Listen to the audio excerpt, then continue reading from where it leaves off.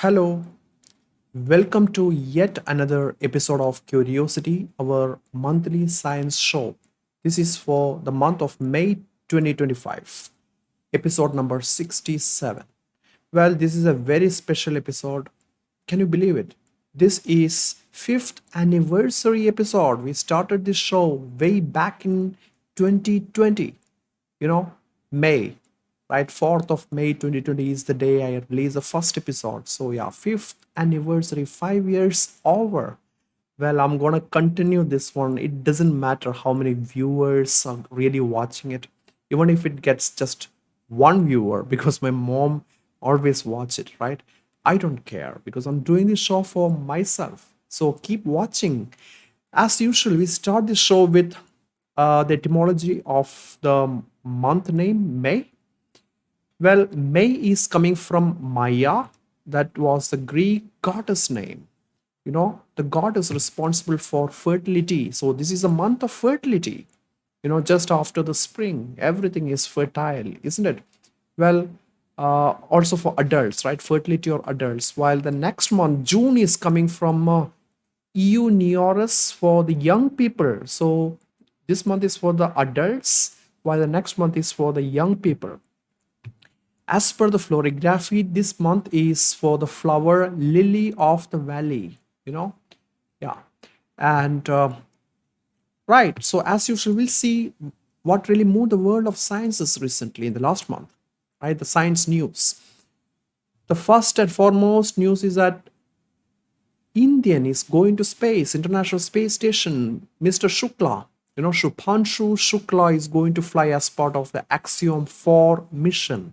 Axiom 4 or AX4 mission is by a private sector industry in the US. It's basically a Houston, Texas based private company. The company is called Axiom Space. And it's a fourth iteration, right? Every time they takes lots of space tourists, gotta pay a lot of money to secure the seat. Well, Shubhanshu Shukla is not going from his own pocket, right? The support comes from ISRO and Government of India, right? They are sending him. Yeah, so he is representing ISRO's Gaganyaan program. So, well, our own ISRO is planning to launch, the space mission, right, very soon. So he is representing that, right? So yeah, he's part of that, the Indian astronaut designate. So he is basically a pilot working with the Indian Air Force, right? So it's pretty interesting, and the launch is going to happen on, uh, you know, 29th of this month. Looking forward to it. It's basically they're going to the ISS. Well, there is it's an American lady. He is a commander of this mission, and also there are participants from Hungary, and a few other countries too, the four representatives. And another very interestingly, Mr. Shukla is now gonna be on the second Indian ever go to space with an Indian passport. Of course, our Indian born or Indian origin, parents Indian, Kalpana Chawla, for example, but they were American astronauts, right? But this is the second time ever. The first one was Rakesh Sharma. So Rakesh Sharma went in 1984 in Russian. Well, it was not a private venture. Okay, it was a Russian Soyuz T-11 mission. You know, and no cash is involved with that too. All right. Next story is very interesting story about exoplanet, the remnant of life discovery. And scientists from Cambridge University made a startling revelation that his team discovered the strongest proof of life on astroplanet called K218b. This basically is a K2, the way the convention of naming this exoplanet is that, well, K218b is basically the planet number B, revolving around K218, that is the star. And that star is a red dwarf, 124 light years away from Earth. So it's immensely away. And now, this, sub Neptune, well, little bit less than our own Neptune, the size of this planet, What they found is DMS, dimethyl sulfide, and also DMDS, dimethyl disulfide. They were looking through James Webb Space Telescope based, it's an infrared, right? So infrared spectroscopy can detect the vibrations, the molecular vibrations, and they found DMS as well as DMDS in this planet, exoplanet. But then, well, then they claimed so big, the tall claim that they found the proof of life. So usually in DMS and DMDS, so especially DMS, in on Earth, most of the DMS is produced by phytoplankton, the algae living on the surface layers of the ocean. But it need not be. After this claim from the Cambridge, many people objected this claim that DMS doesn't mean that it is coming from plankton alone. There are non-biological processes documented around the universe. So yeah, it was something like a little bit blow on the reputation of Cambridge University, this particular tall claim. you know yeah. So the person behind this entire episode of this story was Indian origin scientist. Basically, the scientist is born in Kerala, Nikku Madhusudanan. Later, he went on earning his BTech degree from BHU, IIT BHU, and then he went to MIT for his master's and PhD. Now he's a full professor at Cambridge University. Anyway, we'll look forward to hearing more about this story. It's developing story now. Third story is the latest incarnation of GPT 4.5 passes Turing test. Can you believe? Turing test is to equate the intelligence of computer with human being. So the test works like this. So the one who would chat, so only through the text communication, and two participants will be there, right? The participant number one is a human, another one is a computer, right? Like whatever the AI algorithm, right?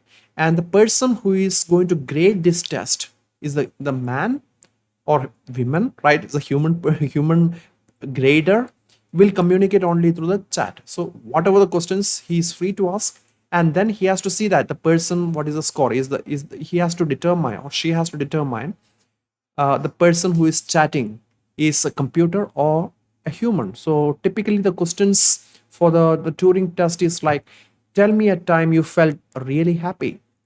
It's so much human centric, right? So it's very tough for computer to cheat on it. But anyway, GPT 4.5 passes it. Well, passing Turing test is indeed a big deal. So that shows the capacity of this software exceeding and almost equivalent to the way that we reason. And yeah, that doesn't mean that computer is exactly same like human intelligence. Not really. Yeah. Next story is coming from India, right here. In the northern India, we have a very big desert, Thar Desert in Rajasthan, much of the Rajasthan, right? It's getting greener. 38% of de-desertification is happening there thanks to monsoon and expanding agriculture. That is what the news stories say. That's pretty interesting, isn't it? New discoveries suggest that tall trees like tonka bean trees in Panama benefit from lightning. So the tree is really tall, and that the tree is actually getting benefit from lightning. So it can live really long, and during its lifetime, around 5 times, each tree gets lightning shock. Lightning strikes. And well, lightning doesn't kill it. The reason is that it has got very thick vasculature, xylem and phloem that is excellent electric conductor. So the moment it strikes, it simply conducts to the ground. That is an adaptation. you know and why it's beneficial for the trees. Usually for the plants, the lightning indirectly it helps with the nitrogen fixation, but that is not what is happening here. During the lightning strikes, whatever the epiphytes, like epiphytic fungi, epiphyte means the growth, other organism growing on the tree is called epiphyte. So epiphytic organisms like these epiphytic plants that sap the energy, and also epiphytic fungi that eats lot of resources, gets killed after each strike. That's pretty interesting, isn't it? Yeah. Now, another story is about athletes, the marathon athletes. So during the excessive, high intensity endurance workout like marathon, our brain start eating itself. Can you believe it? The reason is that neuron has a myelin sheath, the sheath that is surrounding the axon of the neuron, and the sheath is full of fat, and that fat gets burned during this high endurance performance. That is not a good news. So yeah, you're paying a price for such high intensity workout. So looking forward to hearing more about this kind of stories. And the next story is the trust in science is lowest among conservative religious people. The paper is published in Nature Human Behavior. Please check out the show notes for the link to all the papers that we are going to cover in this episode of The Curiosity. Well, this paper is based on the analysis done in the US. It could be quite similar in the rest of the world as well. Okay, right. Next story is coming from Australia. A new color has been discovered, olo. So this color is actually, it's not really color, but perception of this color. If you artificially stimulate the retinal cell by laser, so it's not easily, you cannot see it unless you are at the clinic of your ophthalmologist, isn't it? So yeah, the laser stimulation, whenever you go for a laser surgery, perhaps you can experience this color, olo. The color is called olo. It is it is yeah, the people who experience say it is bluish green of unprecedented saturation, this color. So the reason why they named it as olo is also an interesting story. It's basically, you know yeah, it is basically M corn cells of the retina. So the corn cell, there are three corn cells arranged, so these corn cells are S, M, and L. So when you stimulate only the middle one, M, not S or L, right in the middle, you're stimulating that M, you're going to get this color. So only the middle, to emphasize that you can write in digits 0, 1, 0. That is their code name in their notebook, 0, 1, 0. So when you write it in digits, it's like olo, right? And they named it olo. I like it, this naming convention. Well, the next story is about Breakthrough Science Prize has been announced. So Breakthrough Science Prize is Oscars of science. It is actually from Mark Zuckerberg Foundation, and also the founders of the Google Alphabet company, right? And also Alibaba. All these big multi-billionaires, they invested for this kind of prize, which is quite similar to Nobel Prize, but Nobel is coming from Scandinavia, right? Though Nobel is much more famous. This one is an American prize, and prize money is also substantially different. Nobel Prize is approximately 1 million US dollar. This is 3 times that amount. Breakthrough Science is 3 million US dollar. And yeah, and also this ceremony is much more something like Oscar, the Academy Award. So this is also called Oscar of Sciences. All right, who won it? Physics goes to the detailed studies of the Higgs boson, to the CERN, the Swiss and the French organization, isn't it? CERN in Zurich. So that organization gets it, but it also cites the contribution of thousands of researchers, including thousands of PhD scholars around the world who contributed, who collaborated with this story, including a professor from IIT Hyderabad that came in news here in India. Yeah, and I really like they even acknowledge PhD scholars around the world, thousands of them. They're all part of this study. Really interesting. But they're not going to get any money. The money goes to the CERN. Anyway, for the life science, for the characterization of GLP-1, detailed characterization of the GLP-1. GLP-1 is a hormone, glucagon like growth factor, isn't it? Like protein, glucagon like protein. So yeah, it's something like insulin, isn't it? So GLP-1 is a target of many of the anti-diabetic therapies now, like Ozempic, or Wegovy, all these very popular drugs, right? And also for Epstein-Barr virus linked to the multiple sclerosis, a topic which we covered in Curiosity in one of the earlier episode, So yeah, and another way to edit the genome is something called prime and base editing. So something like CRISPR-Cas, but yeah, it is no cloning involved. You're simply editing individual bases, nucleotide bases on the genome. So all these three inventors won equally this prize.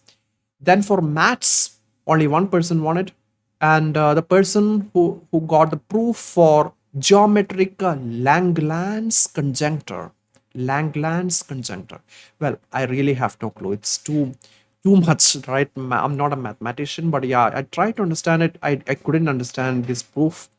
Neither Langlands conjecture. Please look it out. Okay, everything is in the show notes. You can read through this, breakthrough science thing, and also other papers that we are going to cover in this show. GLP-1 agonist we just covered, right? And these agonists like Ozempic reduce Alzheimer's and dementia risk. New papers.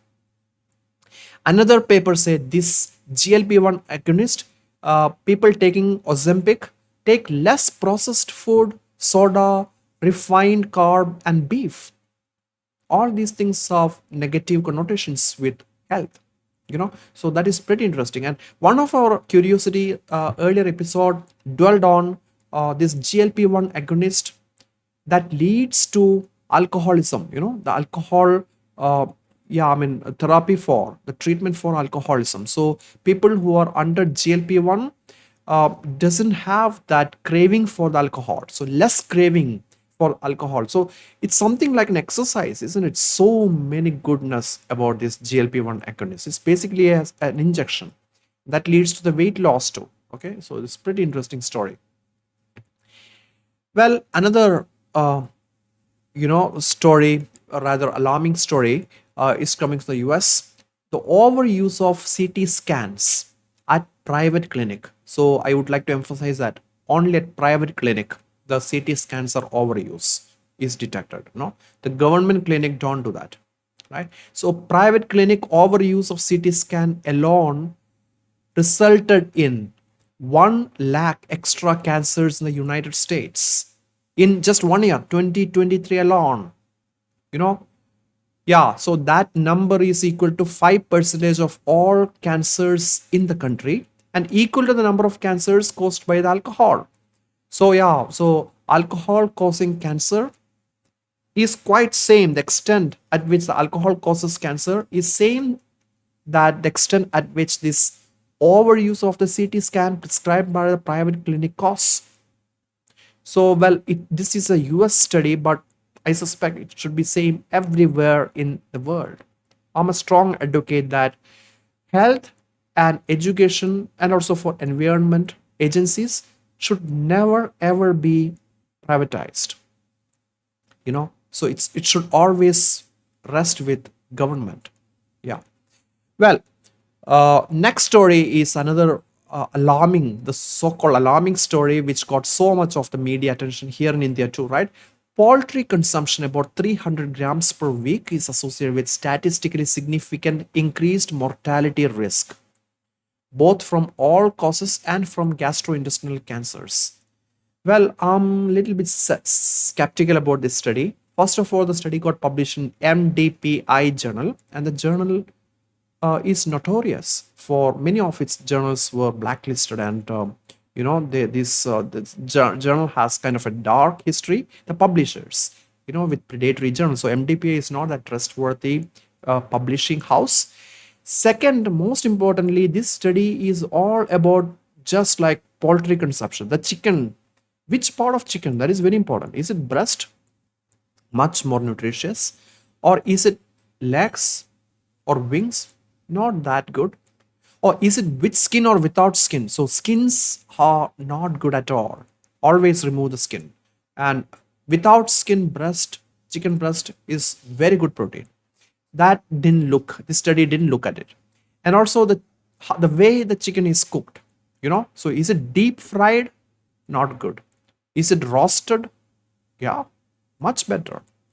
So, well, that kind of fine details are not there. And also statistical significant doesn't mean biologically significant too. So a lot of problems with this study. Yeah.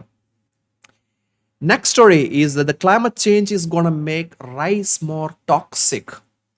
The paper got published in Lancet, the British medical journal. That's very, very interesting. So the way the arsenic gets into the rice. So yeah, that is why the rice gets toxic, means arsenic absorption is increasing because of the climate change. As the CO2 level in the atmosphere gets increased and temperature of the soil and air increases, then arsenic gets converted into a soluble form by bacteria, which can get easily assimilated by the rice plants or rice sativa. So that is how arsenic in the rice is expected to be much higher. And if you look historically, time series data too, the rice from hundreds of years back, collected and still stored, doesn't have that much in arsenic, but now you can see fine gradation of increasing arsenic levels. That is really alarming, isn't it? Yeah. Next story is a sad story of the demise of a famous space scientist here in India, Kasturi Rangan, former ISRO chairman. He served as the chairman of ISRO 1994 to 2003. Well, during his chairmanship, ISRO has got several strides, including operationalization of the PSLV and also first flights of the GSLV, you know, and expansion of IRS, Indian Remote Sensing Satellite System. All these are some of the strides achieved by the ISRO under his leadership. Kasturi Rangan was born and he attended schools in Kerala, Kochi, Ernakulam. Then he went to Mumbai University and he got the PhD from Mumbai University, and then he worked in PRL Ahmedabad, very famous lab, right, as a scientist before switching to the ISRO. He won various accolades, including including Padma Shri, and Padma Vibhushan, right? Yeah. So yeah, that's about Kasturi Rangan. And he also chaired the committee on the biggest ever educational reform in recent times in Indian history. That is called the National Education Policy 2020. It was under his leadership. The policy was came in existence. Yeah. Final story is coming from Mars. Well, NASA have got two rovers on the Mars right now, Perseverance and Curiosity, the same name of our science show. First news is from Perseverance. This rover spotted hundreds of spider eggs. Can you believe? Spider eggs like formations on the on the surface of the Mars. You can check out the show notes for the cover image of this month's Curiosity. You can see that image, right, of the NASA. Yeah. We have no clue what these spider X like formations are. Well, the next news is coming from Curiosity, the other NASA rover on the Mars. Curiosity's sample analyzer. It has got the onboard analyzer. It's called SAM, sample analyzer at Mars. So basically, it collects the rock and mineral sample, the soil sample from the Mars, and then the spectrophotometers. Basically, it's IR based, right?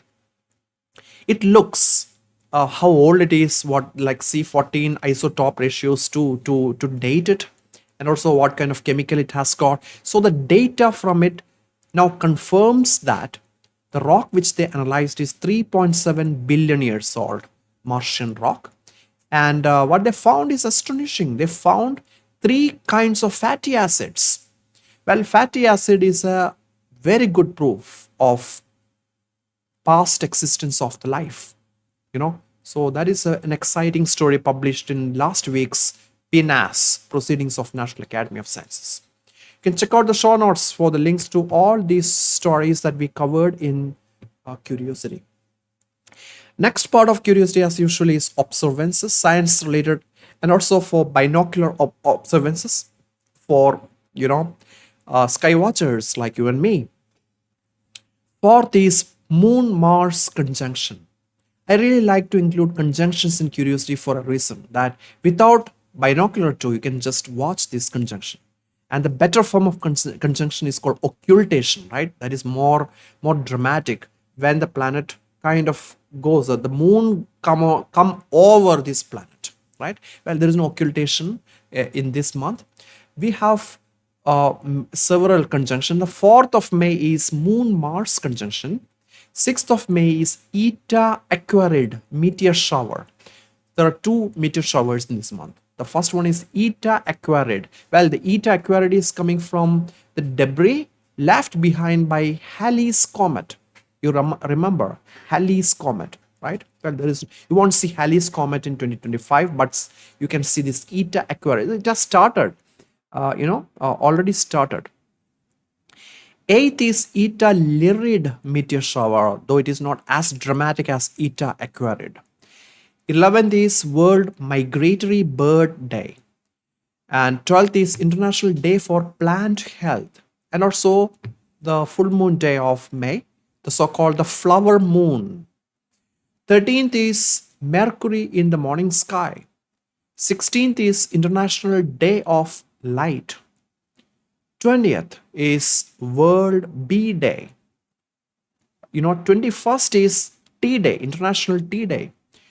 22nd is very important, International Day for Biological Diversity. The biodiversity conservation is really important, right? So it is one of the UN observances for biodiversity and nature and earth, right? Nature preservation. So it's really important day.